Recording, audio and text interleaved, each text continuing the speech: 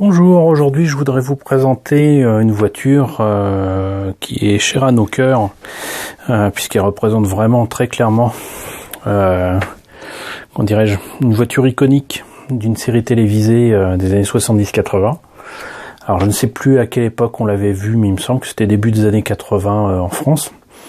Il s'agit de la Dodge Charger, une voiture de 69 apparemment, qui a été nommé le General Lee, et une voiture modifiée par les frères Duke. Et la série aux États-Unis est connue sous le nom de Duke of Hazzard. Et chez nous, en France, la série c'était Shérif Fais-moi peur. Moi, il me semble que je me rappelle surtout de la série passant sur la 5, donc à partir logiquement de 85-86, un truc comme ça. Mais elle était très certainement passée sur Antenne 2 avant, je dirais peut-être 82, 81, un truc comme ça. Mais bon, voilà, c'était très certainement au début des années 80. La voiture et surtout la maquette que je vais vous présenter aujourd'hui est certainement une réédition de cette période-là, mais la boîte, comme vous la voyez, fait apparaître des personnages et surtout des acteurs qui sont dans le film. Film qui a peut-être déjà une petite dizaine d'années, je ne sais plus. Mais voilà, l'occasion était trop belle. Si je me rappelle bien, j'avais acheté cette maquette une dizaine d'euros. Elle se vendait pas, elle était bien plus chère au départ, mais elle était en solde dans je ne sais plus quelle boutique où je me suis rendu il y a des années, je ne sais plus quelle ville.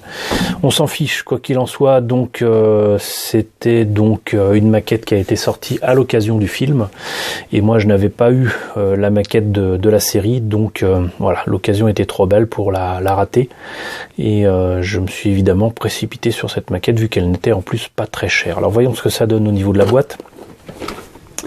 Modèle monté peint présenté ici. Rien de très différent là. Ah voilà. Je voyais pas ça si vieux, mais 2005, ça fait déjà 12 ans. Comme quoi ça nous marque pas. Hein. Je sais plus si ce film avait été sorti avant ou après Starkey Hutch, qui était pas forcément très mémorable non plus.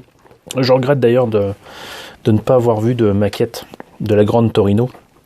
Quoique j'imagine qu'il doit être possible de prendre une maquette ou un 24 de Grande Torino tout à fait normale et d'en faire la voiture de Starkey Hutch. Donc ce que je vous propose, c'est que on ouvre cette boîte de ce modèle 1.25 et non pas un 24 d'AMT ERTL, et on va voir un petit peu ce qu'il y a à l'intérieur. Alors,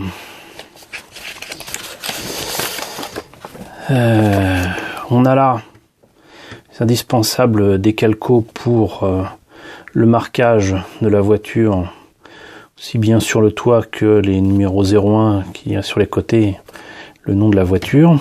Ça se voit pas nécessairement ici, mais logiquement le bord des chiffres et des lettres le bord des chiffres et des lettres sont en blanc, mais comme la planche de décalco est en blanc, ça se voit pas du tout. Alors, notice de montage, on commence par le moteur, les roues, je sais pas comment on peut appeler ça du coup, l'habitacle, poste de pilotage, il y a les barres de renfort pour l'intérieur de la voiture. Les pots d'échappement, les suspensions, les roues.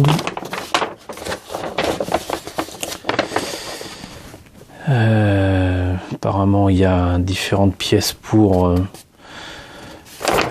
je sais même pas ce que c'est. L'avant de la bagnole. Et une fois qu'on a tout réuni, on a cette jolie voiture. La Dodge Charger.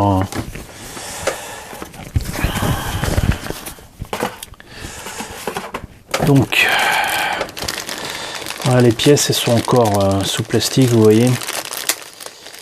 Mais je vais peut-être les laisser comme ça parce que là, par exemple, les pièces transparentes sont bien protégées.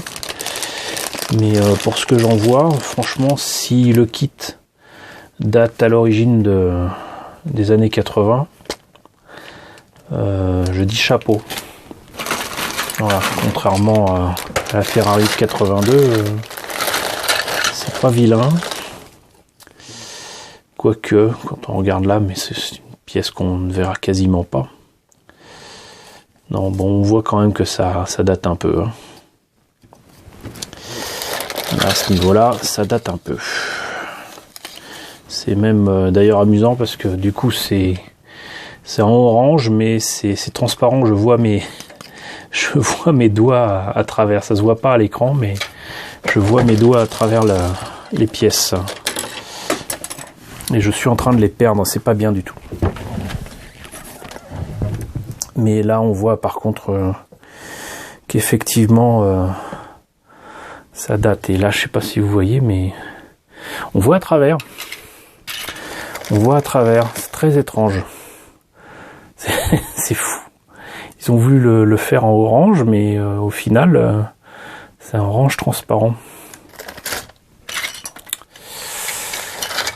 Donc je vais remettre tout ça en place avant de perdre d'autres pièces. Quelques pièces chromées, ça c'est bienvenu quand même pour les pare-chocs, les jantes, une partie du moteur. Les pneus sont évidemment en vrai caoutchouc et quelques pièces en rouge transparent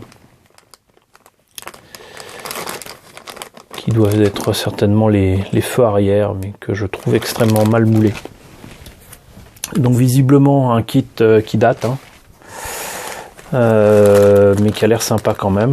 En plus il risque de rouler en vrai parce que t'as quand même là les axes qui permettront de faire rouler les roues en vrai, alors que beaucoup de maquettes de voitures ont un 24 se contenteraient d'avoir les roues sur les suspensions, mais si vous les faites rouler, bah ça risque de casser quoi. Donc voilà, c'était la présentation du General Lee, la voiture de Sheriff Fais-moi peur ou 1.25 de chez AMT ERTL, l'édition faite spécialement pour le film qui date de 2005. Voilà, j'espère que cette présentation vous aura intéressé. N'hésitez pas à me dire ce qu'il en est dans la section commentaires, à partager avec moi vos souvenirs sur la série et peut-être me dire ce qu'il en est autour de cette voiture, puisque je le répète, je ne connais rien aux bagnoles. Je ne connais strictement rien aux bagnoles. Donc n'hésitez pas à partager votre science avec moi et avec tout le monde. Moi, ça m'arrangera. Hein, connaître un petit peu le contexte des modèles qu'on monte, c'est toujours intéressant. Il y a peut-être des différences en fait avec le modèle de la série. À vous de me dire. Voilà, donc n'hésitez pas à liker, n'hésitez pas à partager, n'hésitez pas à vous abonner si ce n'est pas déjà fait. Je vous retrouve très bientôt pour la présentation de nouveaux kits de véhicules, de séries ou de films, on verra bien.